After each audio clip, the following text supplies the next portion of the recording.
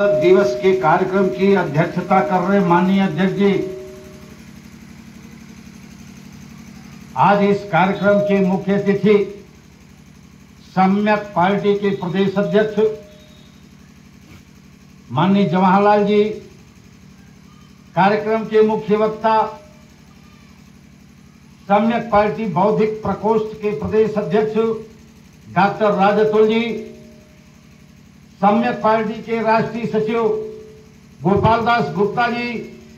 सम्यक पार्टी के राष्ट्रीय सचिव शंभूलाल विश्वकर्मा जी, सम्यक पार्टी के जिलाध्यक्ष यमुनापाल विजय शर्मा जी, सम्यक पार्टी के जिलाध्यक्ष महानगर विजय कुशवाहा जी, लोक कवि वेदानंद समरिया जी, ब्लॉक अध्यक्ष मांडा जिलेदार विश्वकर्मा जी, संचालन कर रहे प्रदेश महासचिव केपी साकिया जी, किसान सभा के प्रदेश अध्यक्ष विक्रमादित्य मौर्य जी और सभी हम उम्र साथियों, बुजुर्गों, प्यारे बच्चों, हम इस मंच के माध्यम से आपका हार्दिक स्वागत और अभिनंदन करते हैं। साथियों, आज शिक्षक दिवस भी है। भारत की प्रथम शिक्षिका माता सावित्रीबाई फूले, महात्मा ज्योतिराव फूले, फातिमा शेख के चरणों में श्रद्धा सुमन अर्पित करते हुए आज 5 सितंबर जो शहादत दिवस हम लोग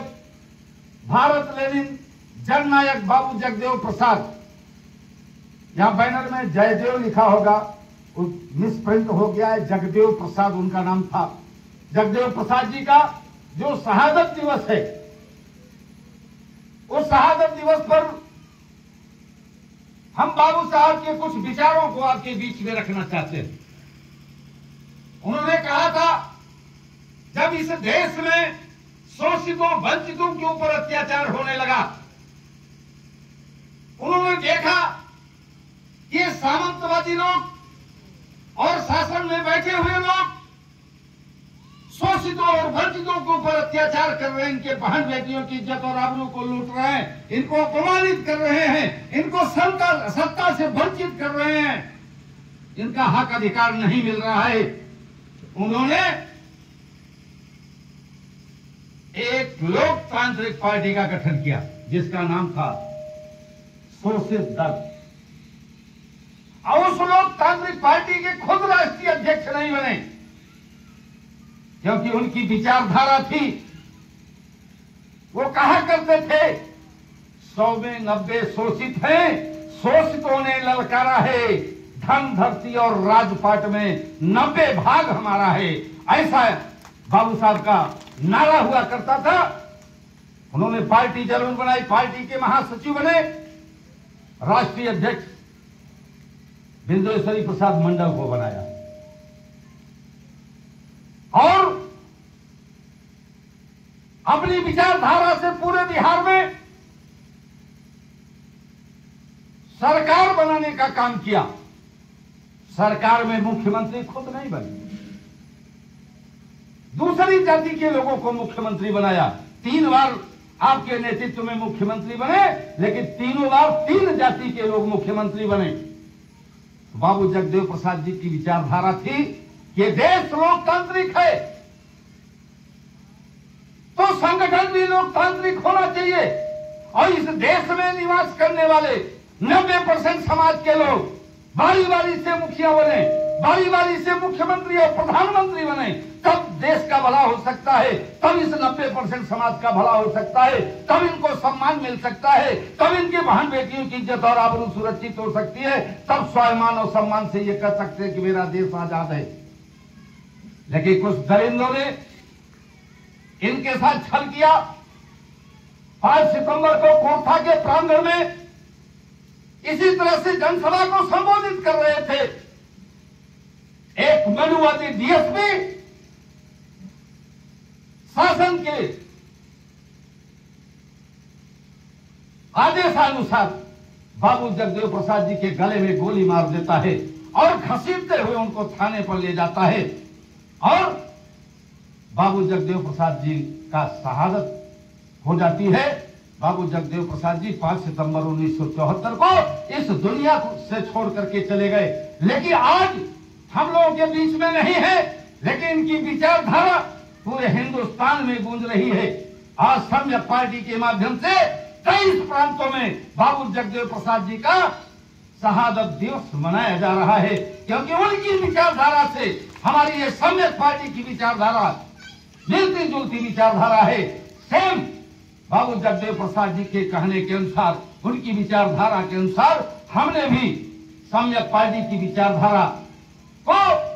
पूरे देश में फैलाने का काम किया, क्योंकि ये देश लोकतांत्रिक है, तो लोकतांत्रिक संगठन हो, लोकतांत्रिक सरकार बने और हर जाति का व्यक्ति मुखिया बने, हर जाति का व्यक्ति विधायक बने, सांसद बने, मंत्री बने, मुख्यमंत्री बने, प्रधानमंत्री बने और डीएम एसपी की कुर्सी पर बैठ करके इस देश की व्यवस्था को चलावे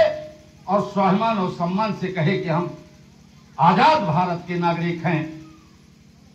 हम आजाद भारत में निवास करते हैं। इसलिए बाबू जगदेव प्रसाद जी ने तीसरी आजादी का एक आंदोलन खड़ा किया था और ये सम्यक पार्टी आज तीसरी आजादी के लिए अग्रसरित होकर के 22 प्रांतों में इनकी विचारधारा को फैलाने का काम कर रहा है। इसलिए मैं आप लोगों से निवेदन करना चाहता हूं। साथियों, मैंने ये कार्यक्रम अपना दे दिया है हनुमना से आगे 8 किलोमीटर बिझौली गांव में विश्वकर्मा सम्मेलन। मेरे दिमाग से निकल गया था कि आज बाबू जगदेव प्रसाद जी का शहादत दिवस है, इसलिए हमने 1 महीने पहले उनको समय दे दिया था कि हम आपके यहाँ मुख्य अतिथि के रूप में आएंगे। अभी बार बार फोन आया उन लोगों का, मैंने कहा कि मैं कार्यक्रम में हूं, यहां से चल करके जल्द ही आपके बीच में पहुंचूंगा, तो मुझे मध्य प्रदेश जाना है, बिझौली गांव जाना है। इसलिए मैं आप लोगों से विदा लेकर के और आप लोगों से निवेदन करूंगा कि आगामी आने वाले समय में इस देश में लोकतांत्रिक व्यवस्था कायम करने के लिए आप सब एकजुट हो जाओ और आगामी आने वाले 2027 के चुनाव में लोकतांत्रिक संगठन को वोट देकर के इस लोक मोर्चा की सरकार बनाने का काम करेंगे। जो हम लोगों ने लोक मोर्चा का कार्यक्रम इस समय पूरे प्रदेश में चला रहे हैं, कल कानपुर में है, कानपुर मंडल का कार्यक्रम है लोक मोर्चा का, जो सबका दल यूनाइटेड एक पार्टी है उसके तत्वाधान में हो रहा है, जहां हम लोगों को शिरकत करना है, वहां भी पहुंचना है। इसलिए मैं आप लोगों से क्षमा चाहते हुए, विदा लेते हुए आपको धन्यवाद देते हैं और बाबू जगदेव प्रसाद जी के विचारों पे चल करके इस देश की सत्ता का परिवर्तन करके व्यवस्था का परिवर्तन करिए, तब आपका भला हो सकता है, और नहीं तो आप इन लोगों को वोट देते रहेंगे, कभी भी आपका भला नहीं होगा और आप चिल्लाएंगे ये सरकार नहीं सुन रही है, ये विधायक नहीं सुनता, ये सांसद नहीं सुनता। अगर सुनाना चाहते हैं तो लोकतांत्रिक व्यवस्था के तहत इस 90% समाज के बेटे को लखनऊ दिल्ली की कुर्सी पर भेज करके आप अपनी व्यवस्था का परिवर्तन कर सकते हैं, तब आपका भला होगा। धन्यवाद। जय हिंद, जय भारत, जय बाबू जगदेव।